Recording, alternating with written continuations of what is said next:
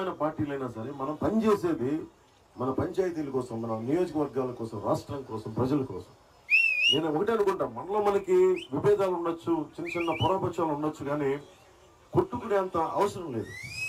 మాట్లాడి మనం ప్రజాస్వామ్యం దానికి లక్షణమే మాట్లాడి దాన్ని సామరస్యంగా పరిష్కరించుకోవడం. ఈ పరిస్థితులు నాకు ఒకటే అనిపించింది చంద్రబాబు గారు జైల్లో ఉన్నప్పుడు.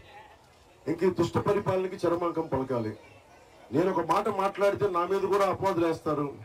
నువ్వు కూర్చోబెట్టి జైల్లో ఉన్నానికి నువ్వు కూడా మొత్తాసు పలికావు, నువ్వు నా మీద కూడా ఆరోపణలు వేస్తారని అన్ని తెగించి నేను ఒకటే అనుకున్నా, రాష్ట్రం బాగుండాలంటే తెలుగుదేశం జనసేన కలవాలి, ఇద్దరం ముందుకెళ్ళాలి. అది కూడా ఎప్పుడు నిర్ణయం చేస్తున్నాను. చంద్రబాబు గారిని కలిసి ఆయన చెప్పిన ఎలా ఉన్నారు ఏంటి అని నా మనసులో చాలా మెదులుతున్నాయి.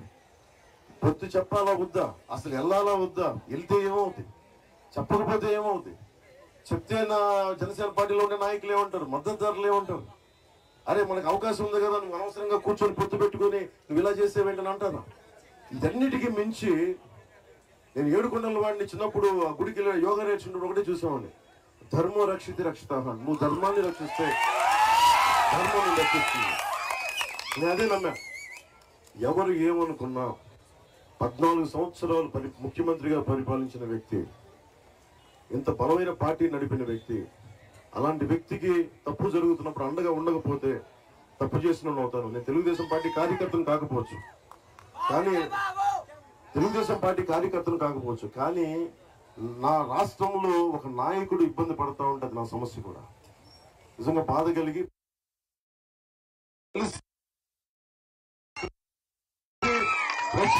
లోపు ఆలోచించా, మద్దతు ప్రకటించాలా లేదా, లేదంటే తెలివిగా వెళ్ళిపోయి ఆయన త్వరగా బయటికి రావాలని కోరుకుంటానా, తెలివి వాడాలా హృదయం వాడాలా, ఇదే ఆలోచించాను. సార్ లేదు, నేను మనసు వాడతాను, నా గుండెలో గురించి మాట్లాడతాను. ఆ రోజు చెప్పాను, 2021లో చెప్పా, వైసీపీ వ్యతిరేక ఓటు చీలనివ్వను. ఆయన జైల్లో ఉన్నప్పుడు చెప్పాను, నేను మీకు అండగా నిలబడతాను, మనందరం కలిసి ముందుకు వెళ్తున్నామని. అదే చేశాను. నేను ఎన్డీఏ కుటుంబంలో ఉన్నాను, మొదటి భాగస్వామి నేను, తెలుగుదేశం పార్టీ లేదు.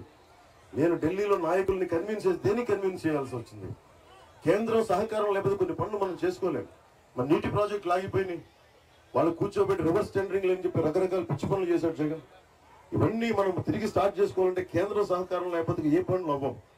నరేంద్ర మోదీ గారికి నేను వివరించాను, అమిత్ షా గారికి వివరించాను, నడ్డా గారికి, జాతీయ స్థాయి నాయకులందరికీ వివరించి మీరు రావాలి, మీ బ్లెస్సింగ్స్ కావాలి, మీ ఆశీర్వాదం కావాలి, కలిసి వెళ్తామంటే అందరూ వచ్చి మనస్ఫూర్తిగా ఈ రోజున అండగా నిలబడ్డారు. ఈ రోజున మనం చాలా బలంగా తీసుకెళ్దాం. మన కూటమి మీ దృష్టికి తీసుకొస్తున్నాం. మన కూటమి చాలా బలంగా ప్రభుత్వాన్ని ఏర్పాటు చేస్తున్నాం. వైసీపీ ఓడిపోతుంది, వైసీపీ అవినీతి కూటమిని బద్దలు పెట్టేస్తున్నాం. ఇందాక